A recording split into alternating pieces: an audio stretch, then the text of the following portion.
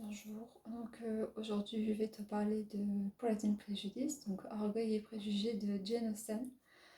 Euh, alors voilà, donc je montre la première partie.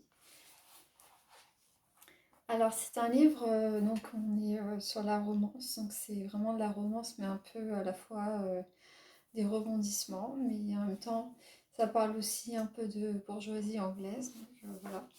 Alors, volume 1, en fait c'est un livre qui est écrit en anglais, donc je lirai que en anglais et pas en français. Bon, il faut bien travailler un peu l'anglais. Alors, donc je commence avec le chapitre 1. It is a truth universally acknowledged that a single man in possession of a good fortune must be in want of a wife. However little known the feelings or views of such a man may be of his first entering a neighborhood, this truth is so well fixed in the minds of the surrounding families that he is considered as the rightful property of someone of others daughters. My dear Mr. Bennet, said his lady to him one day, have you heard that Netherfield Park is let at last? Mr. Bennet replied that he has not. But it is, returned she, for Mrs. Long had just been there, and she told me all about it. Mr. Bennet made no answers. Do you not want to know who has taken it? Cried his wife impatiently. You want to tell me, and I have no objection to hearing it. This was invitation enough. Why, my dear, you must know. Mrs. Long says that Netherfield is taken by a young man of large fortune from the north of England, that he came down on Monday in a chaise and four to see the place, and was so much delighted with it that he agreed with Mr. Morris immediately that he is to take possession before Michaelmas, and some of the servants are to be in the house by the end of the next day. What is the name? Bingley. He is married or single? Donc en fait, il y a Mr. Bingley et Mr. Bennet. En fait, Mr. Bennet, Elisabeth, au début, elle le trouve arrogant, elle l'aime pas. Et bon, je spoil un peu, mais à la fin du livre de Pride and Prejudice, ça finit par se marier avec lui. Et en fait, elle se rend compte qu'ils ont les mêmes caractères, le même tempérament, et qu'ils étaient faits pour être ensemble. Voilà. Our single, my dear, to be sure. A single man of large fortune. Donc oui, c'est un monsieur en fait qui vit à Neverfield, qui a une grande propriété. Il est assez riche, mais en fait, au départ, Elizabeth Bennet vient d'une famille assez modeste. Ils vivent un peu comme Mr. Darcy. Enfin, il y a une sorte de propriété, mais elle vit plutôt dans une maison avec une ferme. Voilà. Donc en fait, ils reçoivent des lettres. Donc la première lettre, en fait, elle a invité elle et ses sœurs à un bal, donc elles vont y aller. Donc là, elle va voir le fameux Mr. Darcy. Donc au départ, elle l'aime pas, elle le trouve arrogant, mais au final, elle va finir par l'aimer. Et voilà. How so? How can it affect them? My dear Mr. Bennet, replied his wife, how can you be so tiresome? You must know that I am thinking of his marrying one of them. Is that his design is settling here? Design? No sense. How can you talk so? But it is very likely that he may fall in love with one of them, and therefore you must visit him as soon as he comes. I see no occasions for that. You and the girl may so, or you may send them by themselves, which perhaps will be still better for you, for as you are handsome as any of them. Mr. Bingley might like you are the best of the party.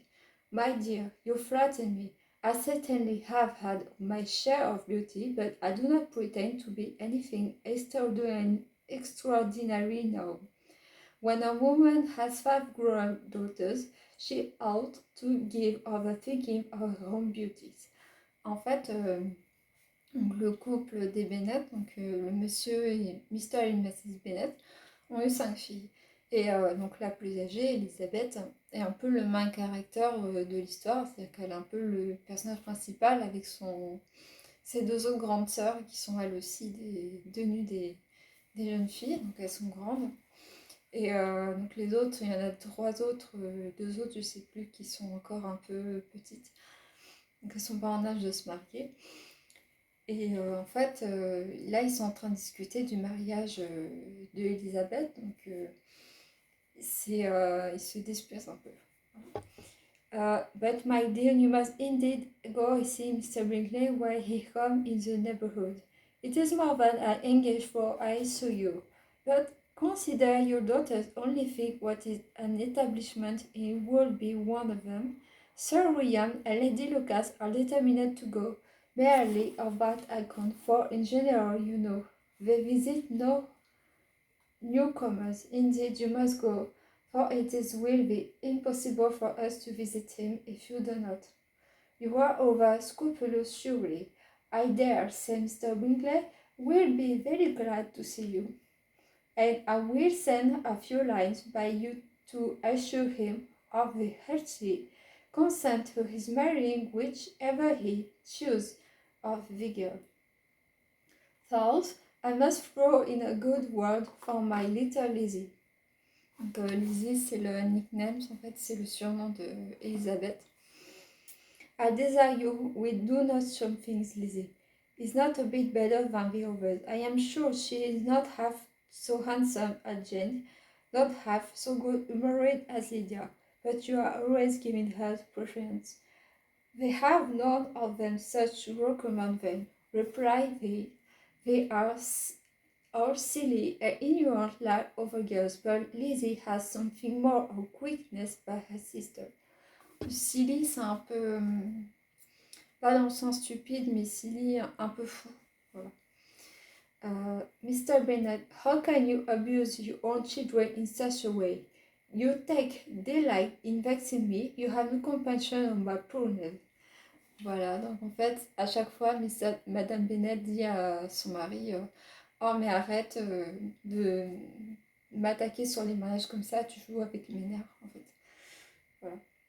Donc il la taquine un peu, c'est marrant. You mistake me, my dear. I have a high respect for your nerves. They are my old friends. I've heard you mention them with consideration these 20 years at least. And you do not know what I suffer, but I hope you will get over it and live to see many young men of 1,000 years come in the neighborhood.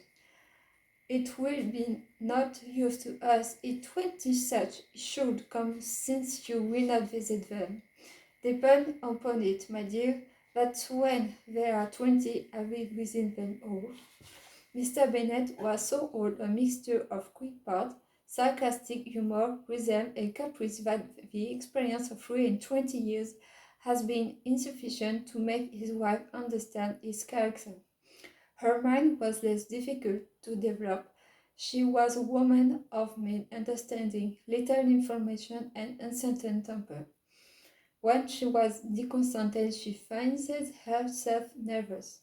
The business of her life was to get her daughters married. Its solace was visiting and news. Voilà, donc là en fait c'était la première partie, donc la prochaine fois je dirais le chapitre 2. Donc ensuite elles vont aller au bal, etc. Mais c'est vraiment un beau livre, donc en fait là c'est Pride and Prejudice. Et c'est l'édition de... Moi j'ai Shakespeare & Company, Kilomètre Zéro Paris, donc en fait c'est edited with an introduction by Vivian Jones, with the original Penguin Classic introduction by Tony Tennant. Donc un Penguin classique, c'est un peu comme ce livre-là en fait. Voilà.